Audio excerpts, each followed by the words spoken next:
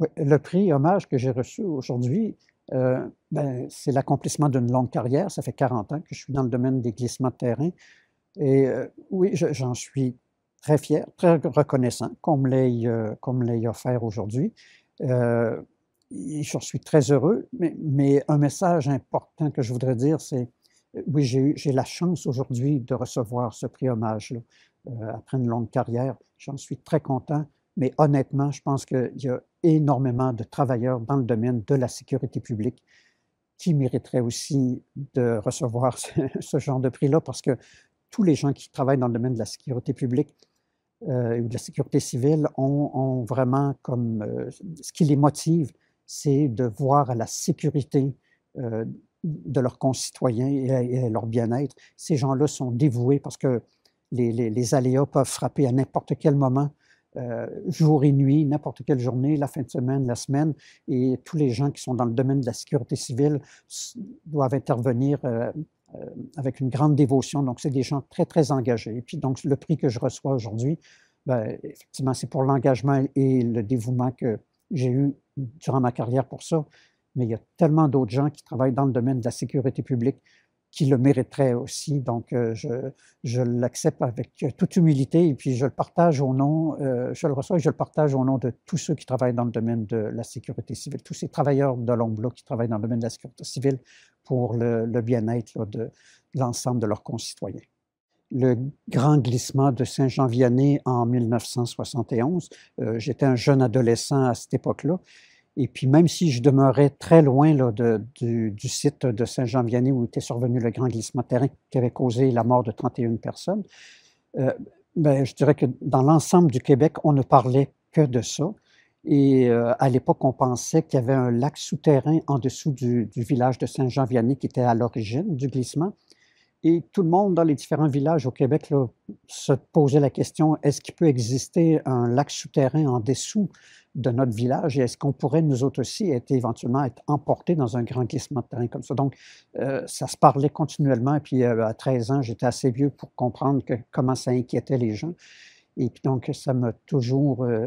tourné dans la tête là, de savoir, comment ça s'était produit, puis est-ce qu'on était vraiment en danger. Donc quand j'ai commencé à étudier dans le domaine, du génie géologique, j'ai pu, en apprendre plus sur le domaine des glissements de terrain et puis j'ai eu la piqûre, à ce moment-là. Je pense à toute ma carrière, je dirais, c'est les fois où on a eu à intervenir dans des cas de glissement de terrain et où on a pu, assurer la sécurité des gens. Parce que, ce que je retiens le plus de ces événements-là où quand on intervient en situation d'urgence et puis il y a des maisons, disons, potentiellement en danger, c'est combien les gens sont attachés à leur maison. Comment pour eux autres, c'est un abri, c'est un endroit sécuritaire, psychologiquement, là, c'est un endroit où ils peuvent se réfugier et où ils se sentent en sécurité. Et quand il y a un glissement de terrain qui se produit à proximité et puis qu'ils doivent évacuer en attendant justement que nous autres, les spécialistes, on arrive sur le terrain pour, leur donner des explications, ces gens-là sont très, très, très anxieux. Et puis quand on arrive et puis qu'on constate, dans certains cas, on évalue la situation, puis quand on constate qu'il n'y a pas de danger, puis qu'on leur dit: Vous pouvez rentrer sans problème, hein, chez vous», ces gens-là sont très heureux. Mais même quand on leur dit: «Oui, c'est vraiment dangereux, puis c'est préférable que vous restiez évacués, puis qu'on doit faire des travaux pour stabiliser», ces gens-là, même s'ils ne sont pas contents, disons, d'être évacués, sont quand même contents, d'avoir eu des explications, puis d'avoir été rassurés. Donc ce contact-là avec, les gens, en détresse, je vous dirais là, c'est très, très valorisant, dans notre travail. Quand on a vraiment l'impression d'avoir aidé les gens. Un des messages que j'aimerais passer aux gens, c'est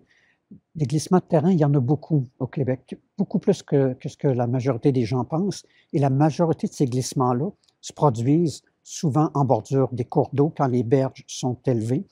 et aussi,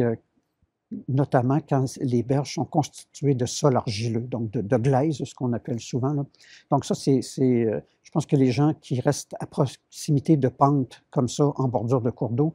devraient, disons, être un petit peu plus vigilants et surveiller s'il n'y a pas, par exemple, des fissures qui apparaissent en bordure au sommet des pentes, en bordure des talus. S'ils ne voient pas là, des fissures qui apparaissent dans le sol et surtout quand il y a un petit décalage, parce qu'à ce moment-là, là, c'est vraiment urgent. Il faut que vous avertissiez, vos autorités municipales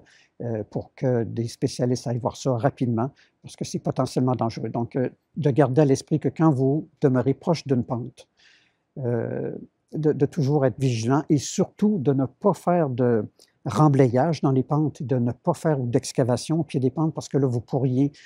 vous-même déclencher des glissements de terrain. Il y a 40 des glissements de terrain au Québec qui sont déclenchés par des mauvaises pratiques. Donc,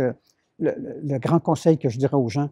essayez de vous tenir le plus loin possible des pentes, essayez de vous construire à des distances raisonnables des pentes, et puis n'intervenez pas dans les pentes sans avoir reçu des conseils là, d'un ingénieur en géotechnique pour faire ces travaux-là. Je dirais au Québec qu'effectivement, on a un système de très, très grande qualité si on se compare à ce qui se fait ailleurs dans le monde et même au Canada. J'ai eu l'an dernier un, un colloque qui a été organisé par les gens du fédéral. Et puis, il y a des gens de différentes provinces, des spécialistes de différentes provinces canadiennes qui nous disaient, ah ben vous autres au Québec, hein, vous avez un système 5 étoiles, hein, vous êtes vraiment les meilleurs au Canada. Fait que oui, on a une très, très bonne collaboration entre les spécialistes du domaine des glissements de terrain et ceux qui gèrent les risques, notamment le ministère de la Sécurité publique avec qui on a des ententes et puis pour lesquels donc on fait des cartes de zones exposées au glissement de terrain qui permettent d'éviter que des gens aillent se construire dans ces endroits potentiellement dangereux et aussi pour que les gens qui sont déjà construits à proximité de ces endroits-là ne fassent pas de mauvaises pratiques. Donc déjà là, c'est un très bon départ. C'est pas partout dans le monde que les gens peuvent bénéficier de cartes comme ça là, qui identifient des zones potentiellement dangereuses. Fait que, oui, au Québec, de ce côté-là, là, on est bien équipé.